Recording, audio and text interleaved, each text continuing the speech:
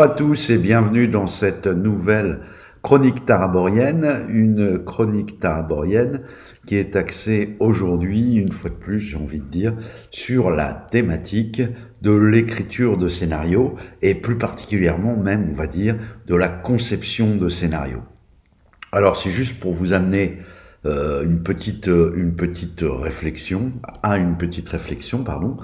Je vais partir d'un exemple que peut-être certains connaissent, peut-être ce sera une découverte pour d'autres, et l'idée c'est de vous permettre de réfléchir à partir de cet exemple sur un petit peu le positionnement que vous adopteriez face à ce genre de type de conception de scénario.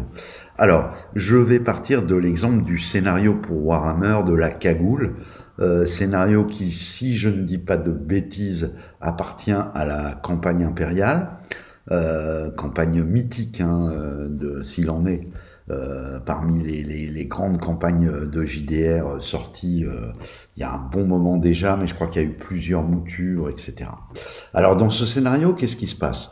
Eh bien, il y a un vilain qui plus ou moins tire les ficelles et terrorise un peu une ville, et ce vilain est camouflé par une cagoule.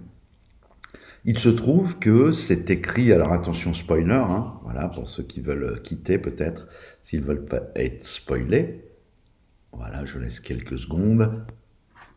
C'est parti, à présent, si vous êtes resté, c'est tant pis pour vous, j'ai envie de dire.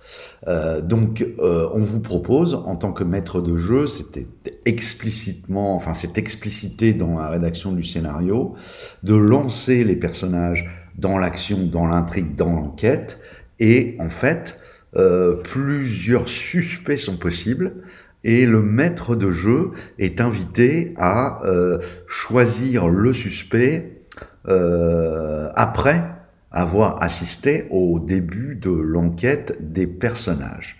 Autrement dit, lorsque le scénario démarre, il y a un certain nombre d'horloges d'agenda qui se mettent en route, la partie avance, et au bout d'un moment seulement, vous décidez, parce que vous jugez en tant que maître de jeu que ça va être, j'imagine, plus intéressant pour votre partie, eh bien tout simplement tiens, le vilain, ça va être lui. Alors ça peut être un rôle facilitateur, le vilain ça va être lui parce que les personnages ont de gros soupçons sur cette personne, ça peut arriver, ça peut aussi être un rôle qui permet de rallonger l'enquête. Les personnages soupçonnent plutôt celui-ci, ça va me permettre de faire un twist, et je vais décider que le vilain c'est celui-là. Bon, donc voilà, donc l'idée c'est de vous amener à vous poser la question, peut-être d'ailleurs est-ce une question que vous vous êtes déjà posée, alors là on est dans un cas extrême, mais d'une manière générale, sur le fait de laisser des choses importantes, puisque là en l'occurrence il s'agit quand même du grand vilain de tout le scénar, qui sont flottantes et qui permettent au maître de jeu de s'en emparer au cours de la partie pour faire, soyons clairs, généralement c'est le plus souvent obstruction à la progression des personnages. Bien sûr, sous de bonnes intentions, sous couvert de bonnes intentions, à savoir, ça va être quand même vachement plus spectaculaire de faire un twist en changeant ce personnage que celui-là. Je voulais savoir un petit peu ce que vous en pensez, donc n'hésitez pas dans les commentaires, sans pour autant faire des commentaires hyper longs, de m'indiquer votre point de vue, et puis comme ça permettra un petit peu à tout le monde, en lisant les commentaires, de comparer, de voir s'il y a une vraie tendance qui se dégage. Je pense que face à ce genre de propositions, il y a en réalité tout un panel de positionnements. Je vais considérer, moi, en ce qui me concerne, les deux positionnements les plus opposés. Alors, le premier, quel est-il? Le premier, il est de considérer que, en fait, non, c'est complètement unfair pour les joueurs, c'est une espèce de super mur invisible, voire de manipulation, et vous avez tendance à considérer que vous bannissez cela de vos parties. Parce que dans ce cas-là, c'est la porte ouverte à toutes les fenêtres, j'ai envie de dire, et vous pouvez, sur chaque élément, ne pas positionner les choses pour à chaque fois feinter, entre guillemets, vos joueurs. Voilà. Le deuxième positionnement, donc il y en a plein d'autres, hein, mais je vous ai dit, je prends deux positionnements radicalement opposés, serait de considérer que non. En réalité, étant donné que ça va rehausser la qualité de la partie, ça fait partie des artifices dont le maître de jeu doit pouvoir disposer, puisque son rôle principal n'est pas d'être nécessairement en opposition avec les joueurs, mais de garantir à la table le plus de fun et la meilleure expérience de jeu. Je vous laisse quelques minutes, quelques secondes, hein, ou alors vous arrêtez la vidéo si vous voulez prendre plus de temps pour y réfléchir. Ça peut renvoyer également, ça me fait étrangement penser un petit peu au débat de les résultats de jet de dés derrière le paravent, parce que le maître de jeu peut, à certains moments, truquer ses résultats ou pas. Et puis, je vais vous donner bien sûr mon point de vue, qui est tout à fait subjectif et qui n'a aucune valeur particulière, si ce n'est qu'il représente mon point de vue. Alors, c'est très simple. Je dois dire que même si je ne suis pas insensible au fait que cette possibilité permet d'augmenter la qualité de la partie. Je pense toutefois que l'optique de dire le fun, le récit va être meilleur en utilisant cet artifice, moi je suis pas trop client de ce genre de choses. Pourquoi? Parce que tout simplement, ça prive le jeu d'une dimension qui moi m'apparaît fondamentale, à savoir que c'est un jeu. À partir du moment où c'est un jeu, eh bien en fait là c'est un petit peu, comment dire, casser les règles de ce jeu et ne pas laisser le dénouement tel qu'il devrait être. Soit les personnages font les bonnes déductions et parviennent à démasquer le coupable, soit les personnages partent dans une impasse et se trompent et vont soupçonner ou vont arrêter ou mettre des bâtons dans les roues à quelqu'un qui est juste innocent. Même si s'ils vont vers lui, c'est que quelque part il y a des indices. Donc moi je n'aime pas trop. Je suis pas client de ce genre de choses.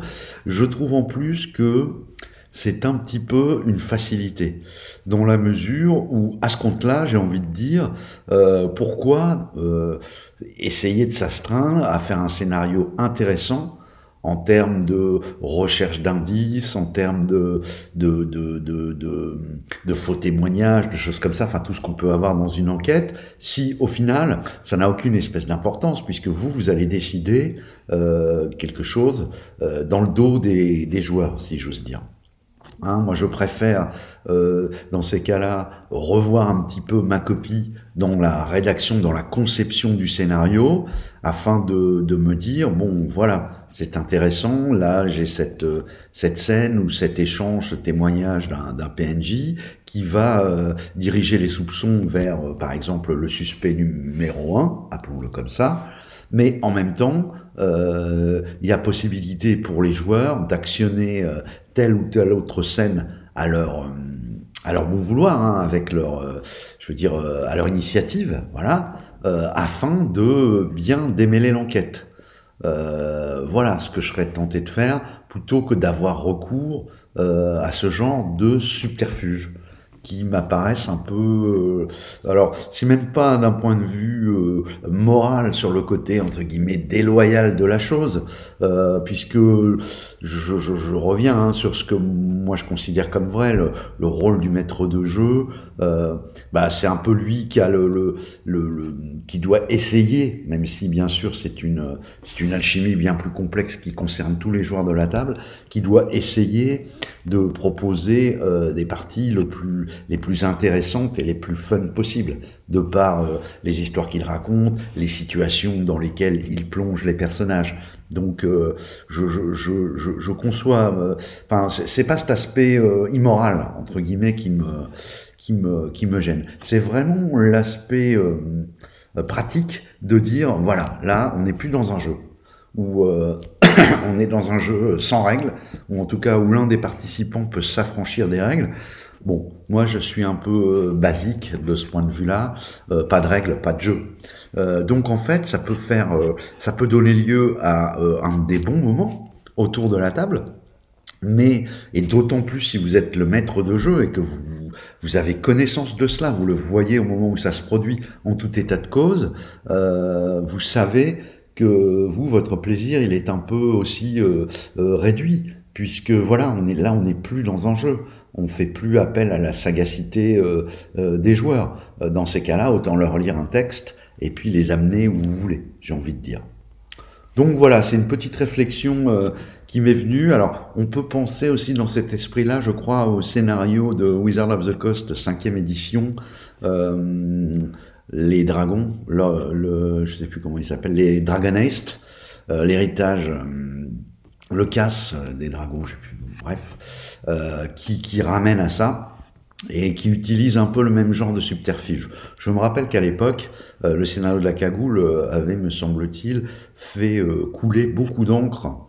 Il y avait eu des réactions, et qu'en gros, ça s'était un peu scindé en deux clans, ceux qui trouvaient ça génial, parce que c'est vrai que c'était, à l'époque, neuf, comme proposition dans une campagne, et puis ceux qui trouvaient que c'était un peu, pas bas du front, mais un peu bâclé, un peu une solution ni fait ni à faire. Voilà. Donc n'hésitez pas à me livrer votre point de vue sur ce genre de choses, et à livrer d'ailleurs, vous ne livrez pas qu'à moi, hein, tout le monde pourra lire ces commentaires et se faire une petite idée, c'est toujours intéressant de conforter ses points de vue. J'ajouterais, pour terminer, que là j'ai pris un exemple dans un scénario, ce qui pour moi est totalement différent d'envisager la proposition d'une campagne avec plusieurs arcs narratifs de moyen ou longue distance, on va dire, et de ne pas les pousser trop à bout, de manière à pouvoir les faire évoluer à mesure que les joueurs progressent. Parce que là, on est, j'allais dire, on est dans un autre scope. On est dans, justement, là, ça me paraît intéressant de pouvoir comme ça transformer un petit peu les choses à l'initiative des dispositions et des envies en fait des joueurs, puisque quand vous êtes lancé dans une campagne, au bout d'un moment, si celle-ci est bien faite et pas trop railroadée, en réalité, il doit y avoir, chaque joueur doit être mu par les motivations de son personnage. S'il est dans l'interprétation, dans l'immersion, c'est comme ça que ça doit se passer. Et ça ne doit pas être tout le temps des espèces de perches tendues par le maître de jeu, une espèce de méga jeu de piste qui vous amène du point A au point B, au point C, ou le système des toboggans comme dans les jeux vidéo. Voilà. Donc, dans une campagne, c'est vrai que moi j'aime bien proposer des situations assez ouvertes, avec des éléments pour lesquels je me réserve l'opportunité de les faire évoluer à mesure que la campagne va s'écrire. Mais dans un scénario, typiquement changer le grand vilain du scénario, d'un scénario d'enquête, là ça me semble d'un tout autre ordre.